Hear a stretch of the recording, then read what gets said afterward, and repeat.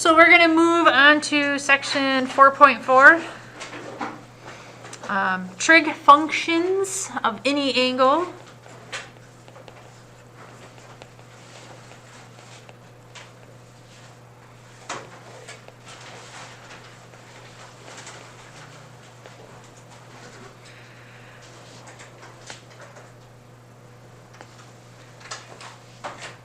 So earlier we were really just focusing on the unit circle, and we know a unit circle has a radius of 1, right? But we know in reality that not all circles have a radius of 1. So we need to figure out what happens when we don't have a radius of 1. And then on the trig functions, how many trig functions have we been messing around with lately? 6 of them, right? So same thing that we have been doing with the unit circle. We're just now going to spice it up a little bit by just changing what our radius is to where our radius just isn't 1, right? And these work even if it was a unit circle or if it was not a unit circle. All of the formulas work either way, and you'll kind of see that as we kind of go through. So if we talk about our little unit circle real quick, if we had a unit circle, we know that the radius equaled 1, right? So I don't know, which one do you like better, sine or cosine? Pick one. Cosine. I heard cosine. So if I talk about cosine of theta, when it comes to that unit circle, what's the value that I'm looking for? Good morning. Please excuse the interruption for this message. Complete an attendance form. Teachers will offer office hours. Teachers will have students work on an assignment. It could be an extension lesson, something carried over from the previous day, or it may be a new recorded lesson. Teachers will post the lesson or assignment in the Google platform as well as their office hours. We will not be following our bell schedule. Thank you so much and have a great rest of your day. You guys good with that? Any questions? Sweet. All right. So if we're talking about cosine and we're talking about those circles, what value are we looking for when it comes to cosine?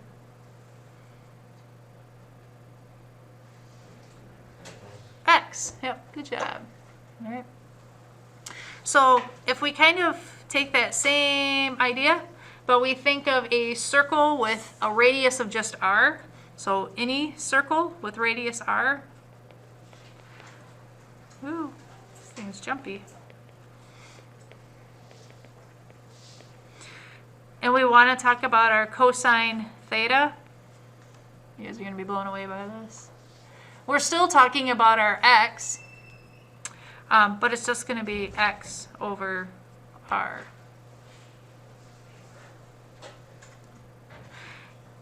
And if we use that same formula when it comes to our unit circle, cosine theta equals x over r, what's our r going to be in a unit circle? 1, so it's x over 1, which is going to be x, right? So usually when we talk about the unit circle, we never just do it divided by the radius because it's always going to be 1. So let's list our 6 little trig functions that we have, and then let's put it in there for like any triangle or for any circle with radius r, so that way we just we have them all, right? So for any angle with radius r, and you guys are going to blow yourself away with this. It's going to be crazy. Ready? So we started with, let's go with cosine. So cosine was what over what? X over r. Yeah. So then we might as well go to sine. What do you guys think sine's going to give us? Y over r. Yep, good job. I'm going to squeeze this up a little bit for you guys. What was tangent for the unit circle? Y over x. What do you think it's going to be for y over x? Yeah, it's the same thing. Right? There was no r when it comes to the tangent.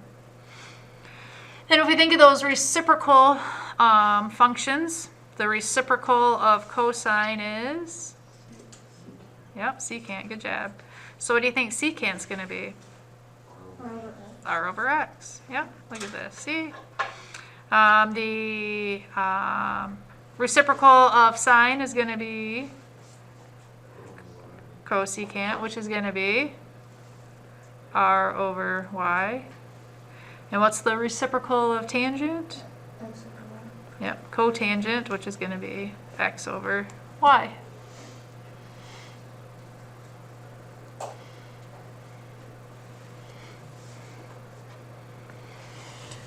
Not too out of the ordinary, right from the unit circle. So we might as well try an example just to make sure we're all good with it. You good with that? Can I squeeze it in? Well, we can go halfway, I guess. All right, so we're going to let P be our point that's on the circle, and we're going to say that that's at -3, -5. So somewhere on that circle.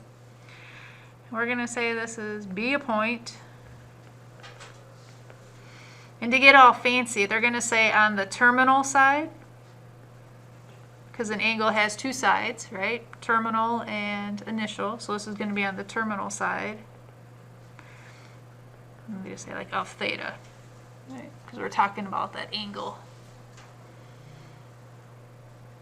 And if it's -3, -5, like we've been drawing all of our angles so that way they're going down the x-axis, right? Which is great. We're still going to do that. So we know that -3, -5 can't be on that initial side anyways. It's got to be on the terminal side. Oops. So we're going to find all 6.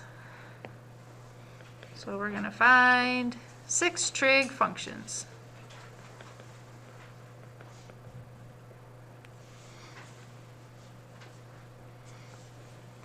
So we're going to start off with that point, that -3, -5.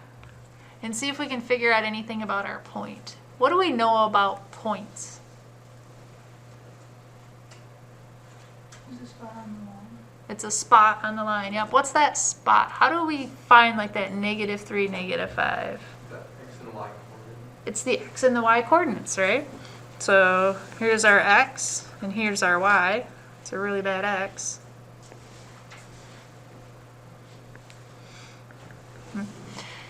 And if we go back and look at all of our trig functions, what's the 3 variables we talk about? X, y, and X, y, and r, right? What do we have? X and y. X and y. So we need to find r. Isn't r just one? r if it was a unit circle, but it's not a unit circle, right? Yeah, so we got to find our radius, our r, because we're pirates today. Today's pirate day, right? Anybody got any ideas on how we could find r? What was that? Cross multiply. Start with cotangent. Start with cotangent. But if we started with cotangent, well, right, yep, but still, so we got x and y. If we start off with cotangent, how is that going to help us to find r?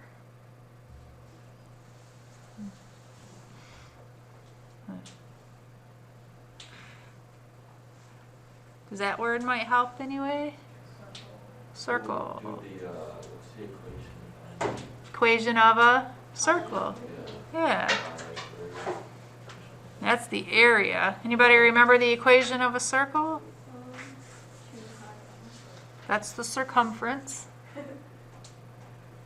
Just 2 pi. What was it? I think somebody said it. Just 2 pi. No. X squared plus y squared Equals r squared. Yep. When was that?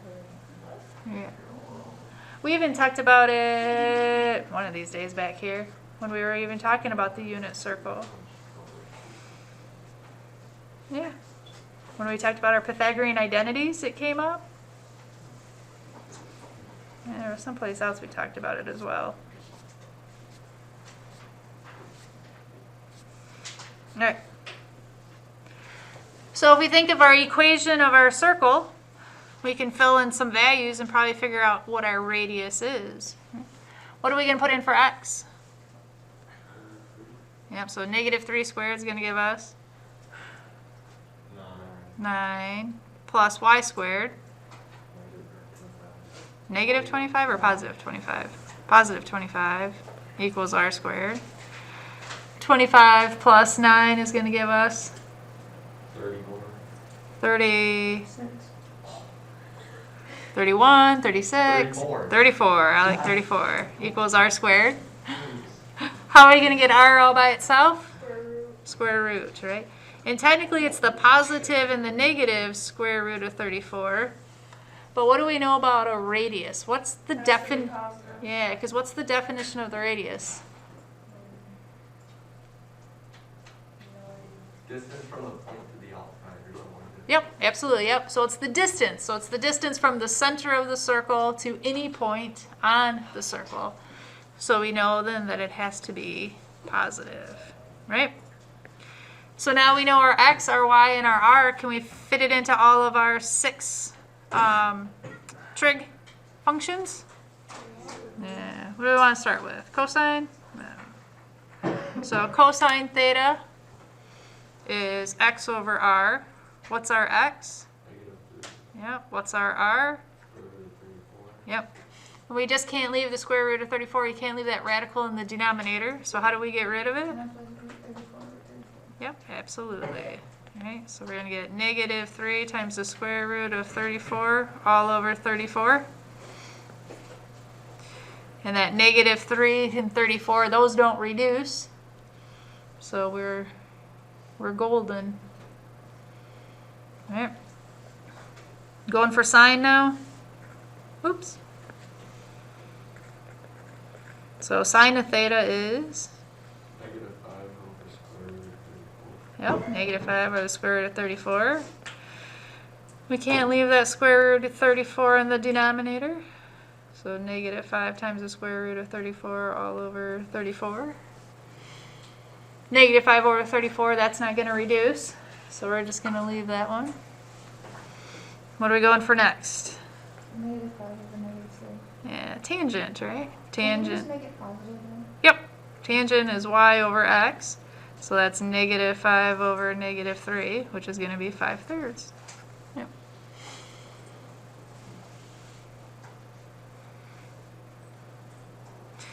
And then if we do our reciprocal functions, the reciprocal of cosine is, Square root of 34. Yep. over yep, secant of theta, yep.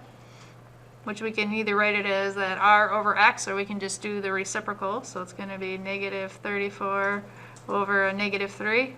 And I'm just going to pull the negative out front.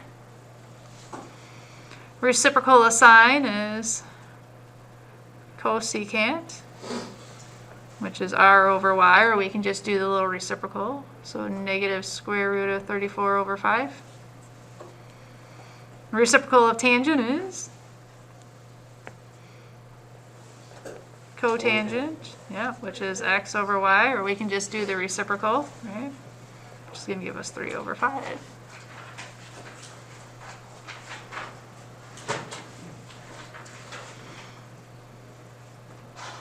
Not too shabby?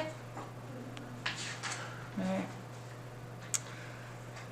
So sometimes they'll give you what the point is, so they give you the x and the y, and then you're going to go through and figure out, of course, what r is, and then you're able to plug it into all of the other little formulas. But they can really give you either any of the 6 trigonometric functions, and you can figure out, like, are they giving you x's, y's, r's, and finding that missing variable that you still need. So let's just say, and we won't go through all of it, but we'll at least get it started. Let's say they give you the tangent, and they tell you that the tangent of theta equals negative 2/3, and cosine of theta is greater than 0. And then who knows, they might ask you to find cosine, or they might ask you just to find cosecant, or they might ask you to find all 6 of them. Well, 5 of them, because they gave you one of them. So we need to figure out what we have and what we still need to find. So they gave us tangent. And what do we know about tangent? Tangent is what over what? What is it? Y over x. Yep. So when we look at our fraction, in a sense, in one way or another, we know that our y is going to be associated with the 2, and the x is associated with the 3, right? But we need to figure out where the negative goes, because the negative could be on the y, or the negative could be on the x. What do you guys think?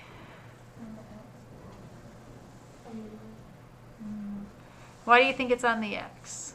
Because normally when you have like any fraction, it would be you put the negative on the top anyways, and this one is like 4. Because normally you have x on top of y. Why do we think the y might be negative? What was that? You can have a negative in the denominator. Yep, you can have a yep. So let's look at that second little piece that they gave us. And they say that the cosine of theta is greater than 0. What do we know about cosine? It's x, right? So this is our x value. So what's it saying? Our x value has to be greater than 0. It's a really bad greater than, right? So if x has got to be greater than 0, can it ever be negative? No. So when it comes to our tangent, which one's going to be negative? The x or the y? The y's got to be negative, right? So our x is going to equal 3, and our y is going to equal negative 2. What do you still need to find? Radius. You still would need to find the radius on this one, right? How are you going to find the radius? Circle. The equation of the circle, right?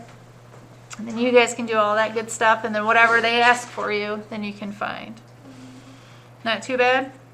You good with that? All right. So let's talk about quadrants when it comes to our sines, our cosines, and our tangents. Because a lot of times they'll tell you, they'll give you a problem and they'll be, the tangent is positive. Well, where in our unit circle is the tangent going to be positive? So we're going to find the quads. Find the quadrant. Little scavenger hunt today. So we got a cute little XY axes. So let's talk about sine for a second. I'm going to throw sine theta in all 4 of our quadrants, and we're going to figure out if these are going to be positive or negative.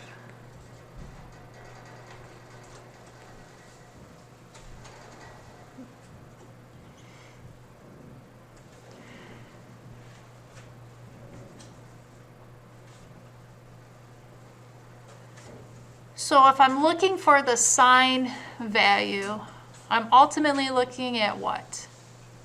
I'm looking at y's. Yep. So I want to go through my 4 quadrants and figure out if my y is going to be positive or negative. So this here would be quadrant number 1, right? And then we go counterclockwise. So if I'm in the first quadrant, is my y values positive or negative? Positive. Good job. If I'm in the second quadrant, my y values are going to be positive. If I'm in the third, I'm going to be? And in the fourth? Negative. Right? So now let's go through and do the same thing for cosine of theta. So give me a little cosine of theta and all 4 of those.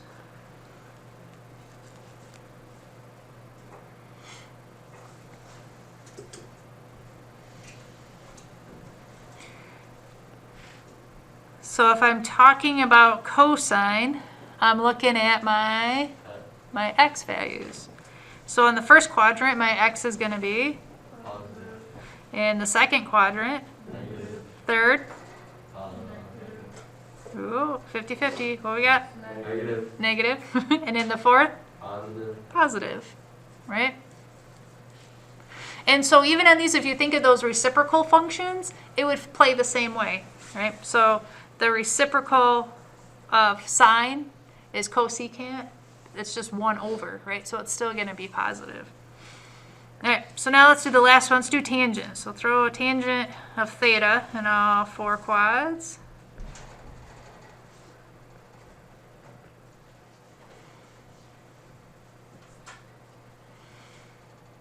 So if I'm talking about tangent, what am I looking at? y over x, right? Or we could even think of it as sine over cosine, right? Since we got that written over here. So if I do sine over cosine, am I going to get a positive or a negative? Positive. What about quadrant 2? Negative. Negative. Quadrant 3? A negative over a negative is going to give you a positive. Yep. And in the fourth quadrant? Negative, right? So I think you guys are a smart trig class. You guys think you're a smart trig class? Yes. Oops. A smart trig class. What was that? Just remove me from the common denominator, probably yes. Stop it. You knew the word common denominator. You're a smart trig class, right? All right. So let's look at all of our quadrants. And let's look in quadrant 1. So I'm going to associate my A with quadrant 1. My smart with like quadrant 2. Trig with quadrant 3. Class would be quadrant 4, right? Whoop.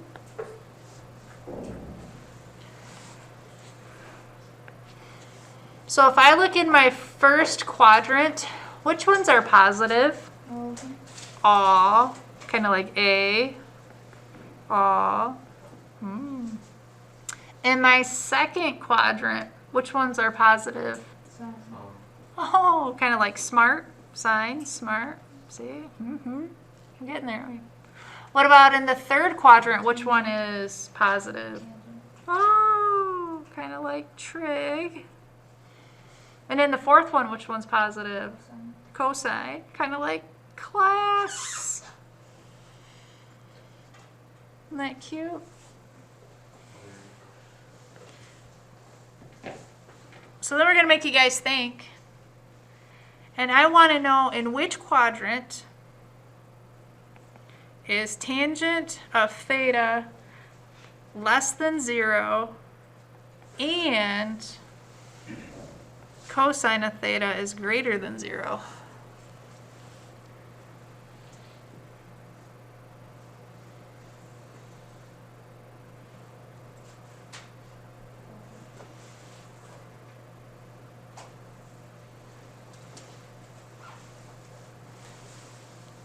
So where's 4? Anybody else get anything different? Quadrant 4? Nope. Because where's the tangent less than 0? Which two quadrants? 2 and 4, right? And where's cosine greater than 0? What else? Yeah, like 1 and 4, right? Which one do they share in common? For it to be the and, right? And means it's got to both apply. Yep, good job. What about if the sine of theta has to be less than 0 and cosine has to be less than 0? Which quadrant would that be? Look at you guys. I can't trick you, can I? Very nice. Sound good?